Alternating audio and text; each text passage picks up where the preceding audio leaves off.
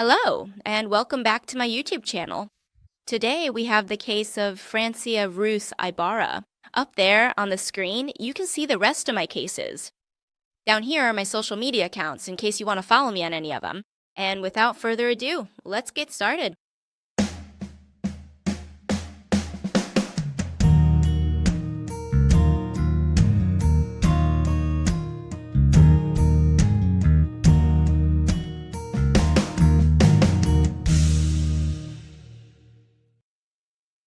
She was Francia Ruth Ibarra Ramirez.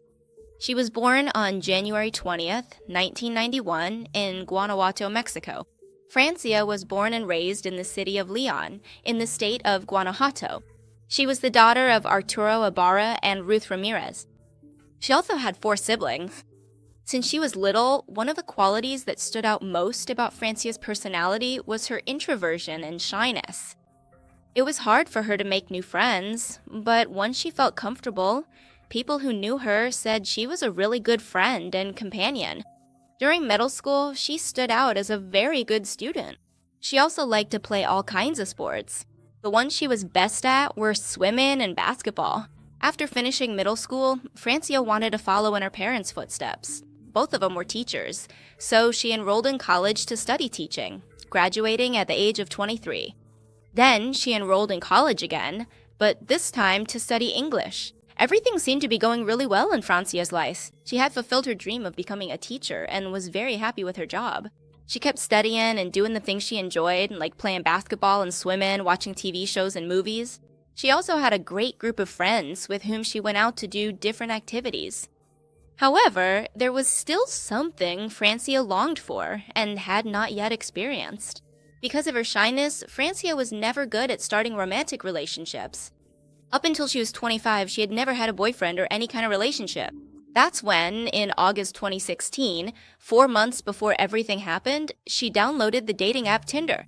We've already covered another case that's also related to the Tinder app, so if you want to check that out, you can click the eye that appears on the screen. Back to the story, it was thanks to Tinder that she quickly met Emmanuel Donali Valdez Bocanegra, a guy her age who was studying medicine. At first, they only talked through messages on the app. Then they started talking on Facebook. During the first few weeks, they only exchanged messages and calls. They seemed to have a lot in common, and Francia really enjoyed talking to him. That's when they decided to start meeting up in person. Not much is known about what they did on their dates. The only things known about their relationship are what Francia told her parents and friends about him. Even though she didn't share many details, she always said she was very happy with him, that he was very nice and very gentle. But from the very beginning, there were certain behaviors that Francia's parents found a little strange. Every time they asked Francia when they would get to meet him, she would say that he didn't want to meet them, just like he didn't want her to meet his parents either.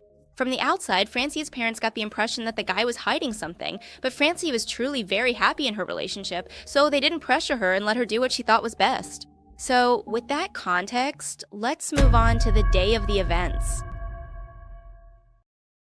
Before we begin, I should say that even today, there still isn't much information about what happened that day, so keep that in mind. It was December 3rd, 2016. That morning, like always, Francia went to the university for her English classes. Around 1 in the afternoon, she contacted her mother to let her know that after class she was going on a date with her boyfriend and would be home around 4 or 5 in the afternoon. This was the last time Francia contacted her family. That same day, Francia's mother started calling her because it was already 6 in the evening and she hadn't come home. But all the calls went straight to voicemail and she wasn't answering her messages either. It goes without saying that this wasn't normal behavior for Francia, and her family knew something was wrong from the very beginning. Francia's father logged into her personal computer and checked her search history to see if there was any information about where Francia was going that day.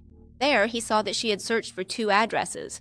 Not knowing what else to do, Arturo took all this information to the police to file a missing person report for his daughter. Things with the police started off badly from the very beginning. When Arturo arrived and told them everything, the police ignored the report and said she had simply run off with her boyfriend, that she was already an adult, and that she would come back in a couple of days.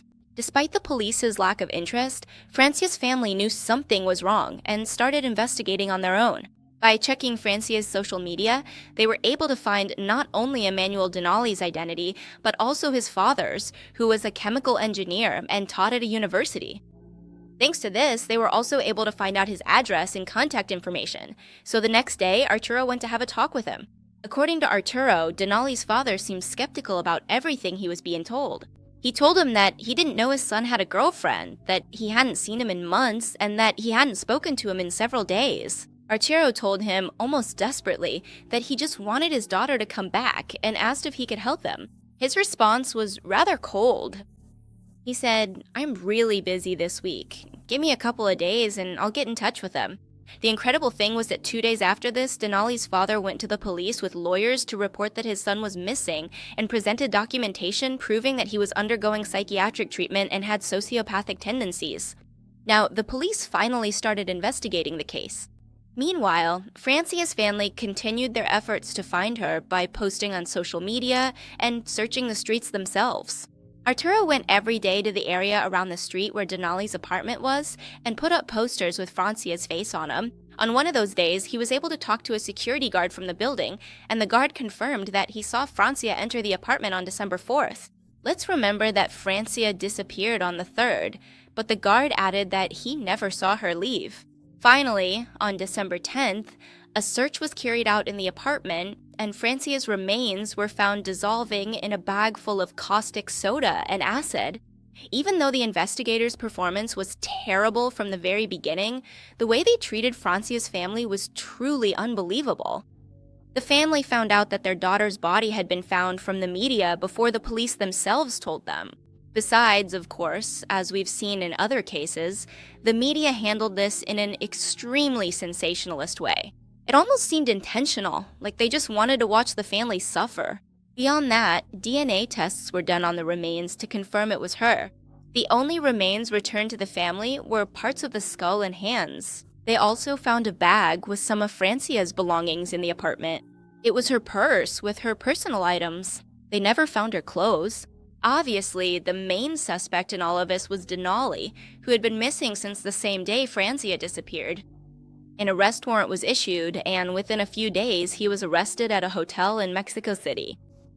From this point, you'd think it wouldn't take long for the trial to happen and for him to be sentenced, but incredibly, it took more than 3 years for the trial to take place. Most of its delay was due to appeals filed by Denali's defense, claiming he was not criminally responsible because of his psychiatric condition. During those long 3 years, Francia's family never stopped demanding justice for their daughter. They didn't want their daughter's murder to go unpunished. During those 3 years, there was also speculation that this wasn't the first time Denali had committed a crime. Several acquaintances testified that he was a troubled, cold, and manipulative guy. It's also believed that he had help from his father, and the truth is, his father was the chemical engineer. That kind of knowledge would help anyone dissolve a body the way it was done in this case. So he might have gotten help from his father to hide the body and escape.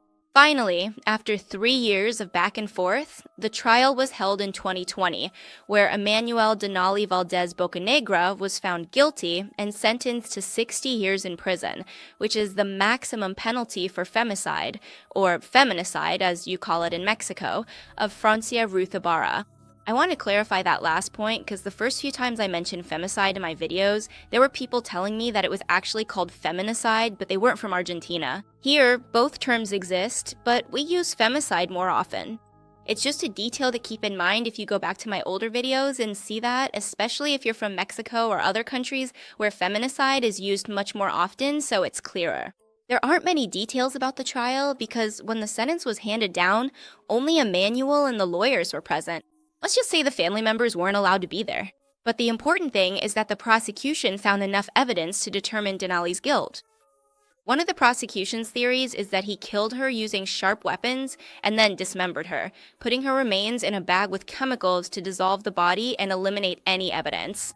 It's notable that the poor performance of the police and the justice system made it much harder to solve the case. You could even think that if the police had acted on the first report made by Francia's family, her tragic murder might have been prevented, since it was never determined what day she was killed. But it's very likely that it didn't happen the day she disappeared, but rather the following day, according to some testimonies. Also, if they hadn't insisted on starting the investigation, Denali could have completely dissolved the body and thus eliminated any evidence of the crime, ultimately getting away with it. Unfortunately, these kinds of cases happen every day, not just in Mexico, but in most countries, maybe more often in Latin America, and many crimes go unpunished because of the poor actions of the police and the justice system. Exactly, and as I've said in other cases, we need to remember these stories so we can keep them in mind and make sure that one way or another, the whole system works better and things like this don't happen again. Obviously, we still have a long, long way to go. But anyway, that's all for today. Let me know what you think down in the comments. If you have any more information, please leave it as well. You already know you can request cases by emailing me. I'll leave my email in the description. And you can also follow me on Instagram if you want to tell me something, share a story, anything at all, or even send me pictures of your pets, whatever you like. I'll also leave my Instagram for you there. Here are my Patreons and channel members. Thank you for supporting me through those platforms. With nothing else to add, here's a new video for you. And here's a recommended one. You can subscribe by clicking on my face, and I'll see you in another video. Bye!